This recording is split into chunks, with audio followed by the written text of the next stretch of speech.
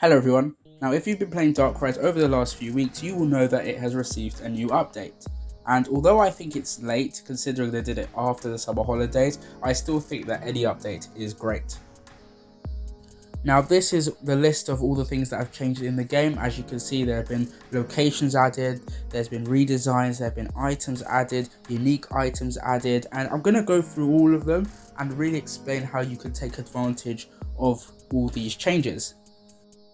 Firstly, we're going to be looking at the new places added to Darkrise. Now these places were Meadows, Frost Hill and Golem Valley. Now we're going to start with Meadows because in my opinion it's probably one of the best places in the whole of Darkrise for farming.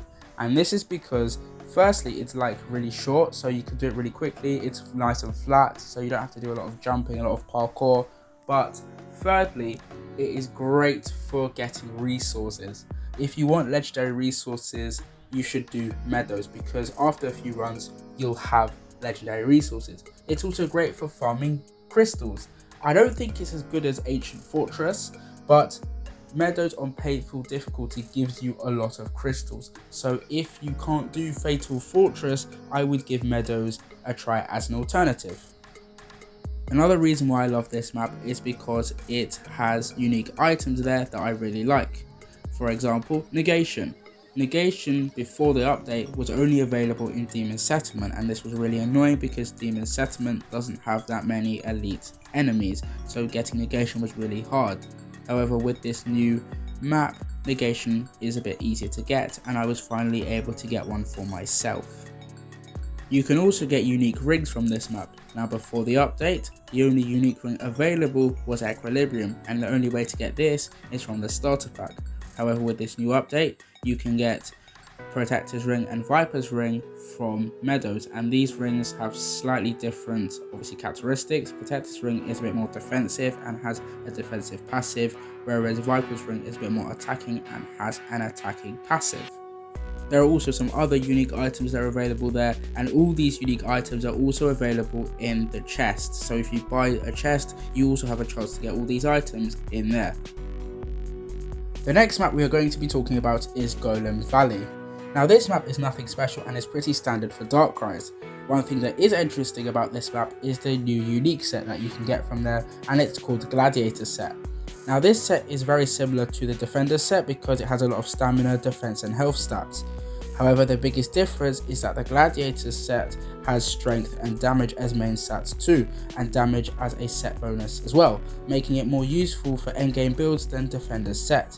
You need 3 items from the set to activate the set bonus. The last map we're going to be looking at is Frost Hill, and this map is an arena type, which means that you have to kill all the enemies that spawn before you can progress through. Now this map is really interesting because the layout is completely unique to other Darkrise maps. This map is split into sections, and once you reach a section, you have to kill all the enemies that spawn before you move to the next section. And there are a lot of sections in it. It's a really long map, so it's not great for farming. This, I think, is a great way to practice for Bridge of Stagnation because you don't have any space, you can't avoid getting hit, and it's also the highest level map after Bridge of Stagnation. I think the highest level mob is like 150 or 152 or something, which means that you can kind of grind all the way to like 160-ish, 163 before you have to go to Bridge of Stagnation. So it's great for like beginner endgame players who want to practice. It's also a good place to collect certain resources because it's so long. Chests and stuff are bound to show up, so you can get it there, but I don't recommend it for farming because of the sections. It's really slow and it's really long. The other big thing about this update is the addition of runes.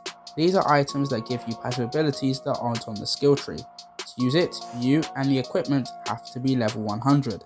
Depending on the type of rune, you can insert it into either your chest plate or weapon. The good thing about runes is that they have their own separate slot, so you don't have to sacrifice any stats and gems to use them. You can upgrade the rarity of runes to make them more powerful, and you can find them in most maps in Darkrise. For your chest plate, you have the Heal Rune, Magic Protection Rune, and Immunity Rune. The Heal Rune activates after your health drops below 35%, and it heals a portion of your health for a certain duration of time. I think it's a nice rune, but I also think that if you have Heal Wave at rank 6, it's kind of useless because you would just use Heal Wave instead. The immunity rune also activates after your health drops below 35%, and it makes you completely damage immune to all damage, incoming, whatever. And it's great because instead of dying, you can use the few seconds that you have to heal back to full health, run away, or use those few seconds to kill your enemy. I think it's a great rune to have, especially if you're a glass cannon and you're at risk of dying all the time. However, the only problem with this rune is that it only occurs once every 45 seconds, so you can't keep relying on it. The last rune is the Magic Protection rune. Now, every 5 seconds you receive a charge of Magic Shield effect, and this will block a certain amount of damage. Obviously, when you're hit, that charge is used up. I think it's a great rune for most characters if you just want to bolster your defense a bit more. Obviously, it's not completely foolproof because some damage still hits you, but it's a nice rune to have. For your weapon, you have the Oppression rune, the Weakness rune, and the Ferocity rune. The Ferocity rune raises your critical severity every time you do a critical hit. It can stack up 5 times and it lasts for 10 seconds. I think this is a brilliant rune, especially if you have 100% crit rate, and I think most people should be using it because critical severity is very, very important. With the Oppression rune, you do more damage to enemies that you have stunned. I think this is a great rune for mages or warriors that use ground slam a lot because those skills will stun enemies, and so you'll be doing more damage. The last rune is the Weakness rune. Now, how this one works is that if you attack an enemy, you get a chance to weaken them, and if you weaken them, they do less damage. Now, I don't really like this rune because it's a defensive rune that you put onto your weapon. If you're going to use a rune there, I think it should be a rune that increases your damage. Therefore, unless you're a glass cannon that is really struggling and really needs some defense, then I wouldn't be using it. So that's the end of the video. I just wanted to talk about the most important stuff about this update, so the runes and the new locations. I hope you found this video useful. Go and enjoy and have fun with the new update, and I will see you in the next video.